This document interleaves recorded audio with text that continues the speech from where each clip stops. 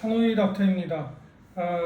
오늘은 제가 답답한 생각이 많이 들어서 그것에 대해서 좀 피력할 것이 있어서 말씀드리겠습니다.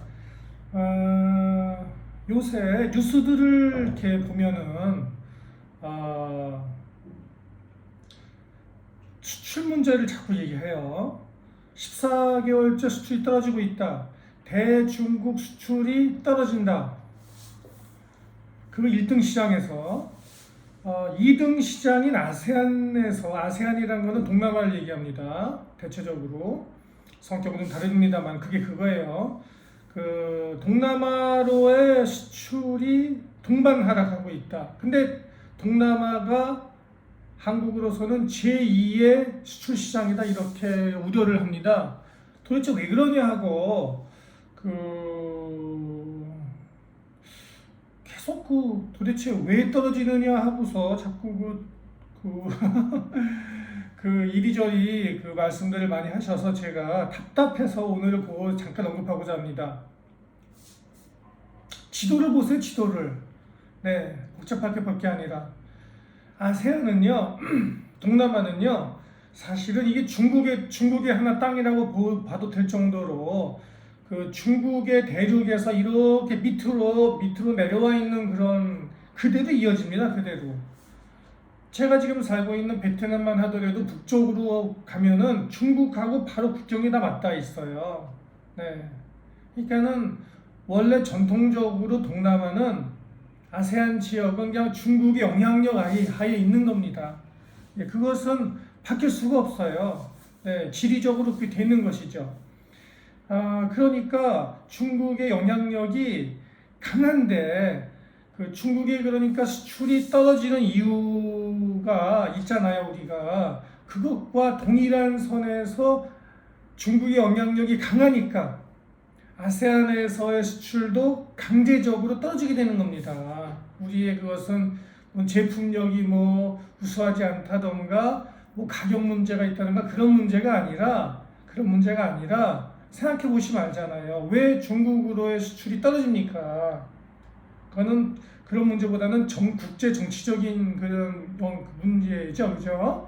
똑같은 이유로 떨어지는 겁니다. 예, 그래서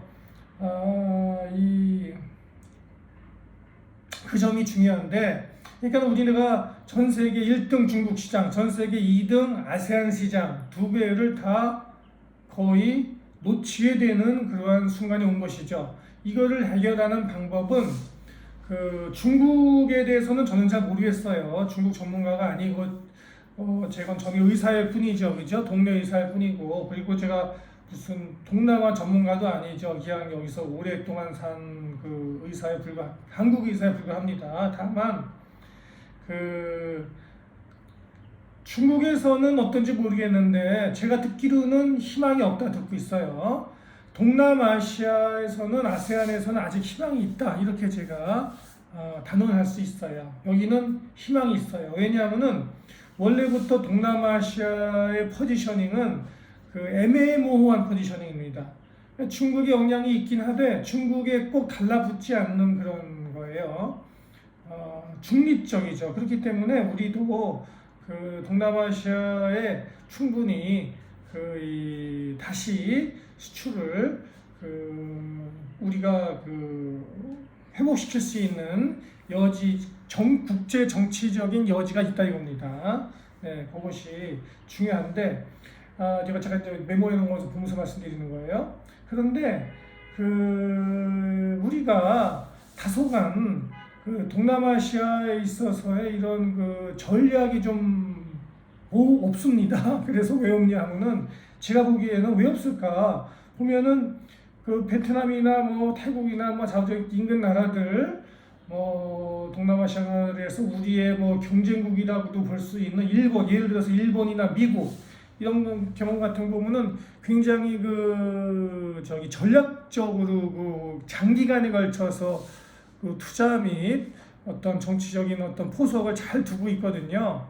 그래서 조용하지만은 굉장히 강합니다. 일본 같은 경우에도.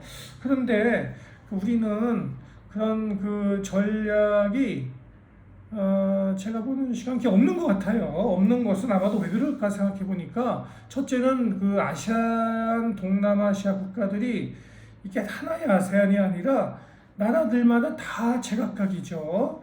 언어도 다르고 문화도 다르고 모든 게 사람들도 다르고 다 달라요. 나라들이 굉장히 여러 개가 있죠. 얼핏 듣기만 하더라도 베트남, 캄보디아, 라오스, 태국, 말레이시아, 인도네시아, 브루나이 또 싱가포르까지. 그러니까 이거를 굉장히 그 복잡 다단한 그런 전략을 가지고 장기적인 플랜을 가지고 접근해야 되는데 이게 확실히 우리가 이 식민 지배를 해봤던 경험이 있는 동남아에서 일본이라든지 미국 이런 데 뒤지는 거예요. 또는 중국에도 뒤질 수밖에 없는 것이 중국이 식민 지배 경험이 있잖아요. 중국이 이 베트남 및 캄보디아 이런 데 갔다가 수천 년 이상을 지배하는 경험이 있지 않습니까? 그러니까 이런 동남아를 한번 지배해봤던 민족하고 우리 같이 식민 지배를 안 해봤던 민족하고는 이 그 전략 자체가 다르다. 그래서 우리가 이런 걸 갖다 반성하고 사실은 좀 배워야 한다. 이런 점을 제가 말씀드리고요. 하여간에 우리에게 있어서 지금 챌린지는 제가 방금 말씀드렸듯이 이 중국과 마치 하나로 묶여있는 듯한 중국, 또 다른 중국 또는 작은 중국이라고도 부를 수 있는 동남아로의 수출이 같이 동반 추락하는 것을 막기 위하여서는 동남아에 대한 새로운 전략이 필요할 수밖에 없다.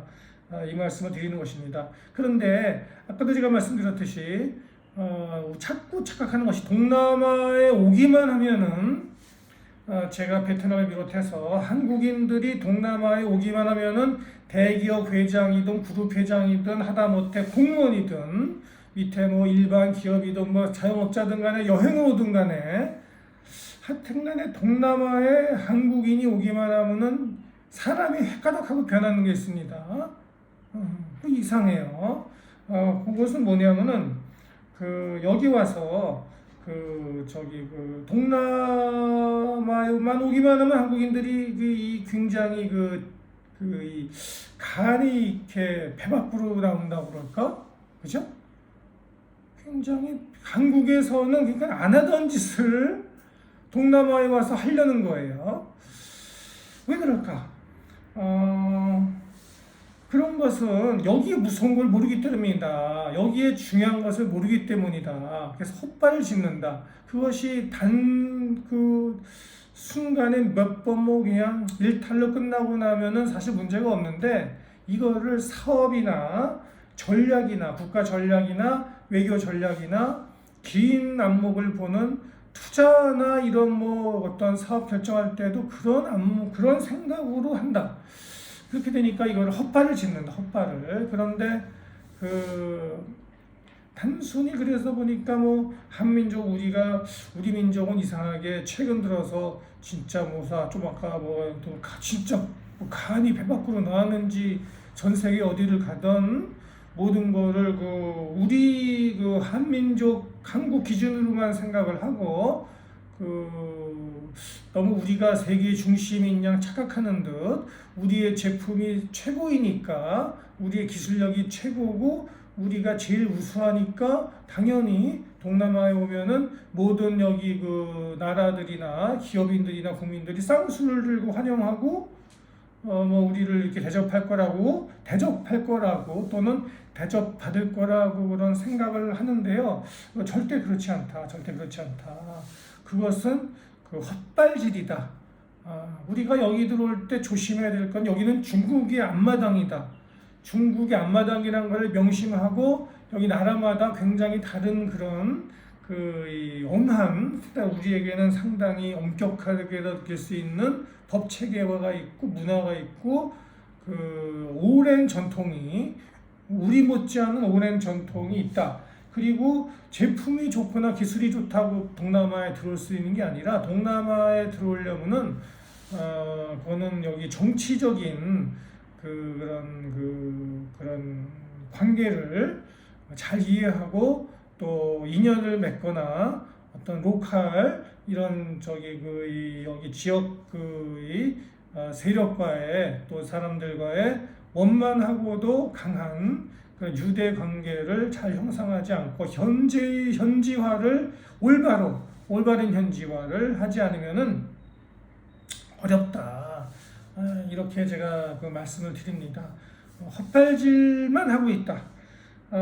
그것은 그 결론은 이제 제가 말씀드리면은 도대체 그러면은 왜 우리에게 제일 중요한 아세안 시장이라고 하고 지금 중국 시장이 무너지는 걸 볼 때는 지금 아세안 시장에서만 주로 흑자가 날 수 있다. 미국을 포함한 북미 수출과 이런 거는 제가 얘기하지 않고 하는 거예요. 그리고 미국의 시장을 일단 생각하지 않고 봤을 때는 아세안 시장이 가장 한국에게 중요한 시장인데 왜 이따위로 아세안을 갖다 대하느냐? 그거는 이쪽 시장의 결론은 중요성을 아직 이 마음으로 깨닫고 있지 못하기 때문이라서 그렇습니다. 그러니까 꼭 이렇게 얘기할 수 있어요. 아니 우리나라 기업인들이나 뭐 정부 관료도 외교관이든 뭐 일반이든 간에 어디 유럽이나 미국 선진국에 가서 그따위 짓을 하게 되면은 하고서는 무사하길 바랍니까? 그죠? 올바로 안 하고 시장을 갖다가 진출할 때도 시장 조사를 제대로 하고 장기간에 걸쳐서 연구를 하고 거기에 현지화 전략을 짜서 그렇게 나가야지 성공하는 거지. 그냥 얼추 여기 뭐 아세안 뭐 베트남 이런 데는 그냥 대강 나가서 그냥 시장 조사도 안 하고 대강 진출하고 그죠? 뭐 얼추 이렇게 그냥 가서 적당히 하면은 여기서 성공할 것이라고 생각하고 들어오는가 백전백패다. 오히려 그런 미국이나 유럽이나 이런 선진국 시장보다 여기가 더 몇 배 어렵다. 더 몇 배 어렵고 까다롭다는 걸 우리가 모르고 있다. 그러니까 깨진다. 아세안에서 깨진다. 그러면은 과연 미래가 있겠는가? 여기가 아세안에서 깨지고는 인도에서도 깨질 것이 분명하고 인도 시장이 아세안보다 더 어렵거든요.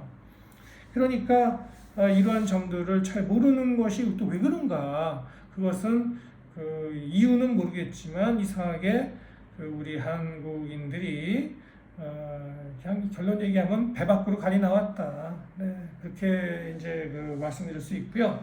결론적으로는 이제 여러분 다시 한번 더 지도를 펴놓고 보세요. 아까 말씀드렸듯이 동남아는 베트남의 앞마당이기도 하고 미국이 상당히 오래전부터 몇 년 전부터 주창해온 인도 태평양 시대 이 굉장히 이게 중요한 얘기입니다. 인도 태평양 시대라는 그런 말을 우리가 뭐 언론상이라든지 뭐 이런 데서도 여러분 보시잖아요. 들은 지가 꽤 됐죠. 처음에는 인도 태평양이 무슨 개소리냐 했을지 모르겠는데 하도 듣다 보니까 이제는 미래는 인도 태평양 시대라고 이렇게 우리가 저절로 알게 되잖아요. 미국이 전략을 삼아서 발표하는 이것은 이게 1, 2년 연구해온 것이 아니라 상당히 오래전부터 최소한 10년, 15년 이상 이렇게 연구해오고 추진시켜왔던 것을 드디어 차근차근 그 전략을 나가는 것입니다. 그래서 이제 우리는 더욱더 크게 봐서 우리 한민족의 미래는 저도 여기서 이제 단순히 의사만 하고 있던 저 가족 포함해서 인도 태평양 시대에 발맞춰 나가지 않으면 생존이 어렵다. 네. 밥 먹고 살기 힘들어진다 그 얘기입니다. 실제로 그렇게 될 가능성이 높아요. 그랬을 때 인도양과 인도 태평양이라는 것은 사실은 그 바다를 얘기하는 겁니다. 인도양 또 태평양 두 개의 바다 양쪽의 바다의 중심에 있는 것이 바로 동남아 아세안이다. 그래서 인도양을 건너면은 인도가 있고 태평양을 건너면 미국이 있고 그 중심에 이 동남아시아가 위치하고 있는 전략적인 인도 태평양 시대에 있어서의 가장 중요한 지리적인 요충지 이 시장을 갖다가 우리가 이제는 무시하지 말고 목욕 재개하고 다시 공부하는 마음으로 대붙어야지 지금과 같이 그렇게 동남아만 오면은 그냥 헷가닥 해갖고서는 엉뚱한 짓이나 하고 말이에요.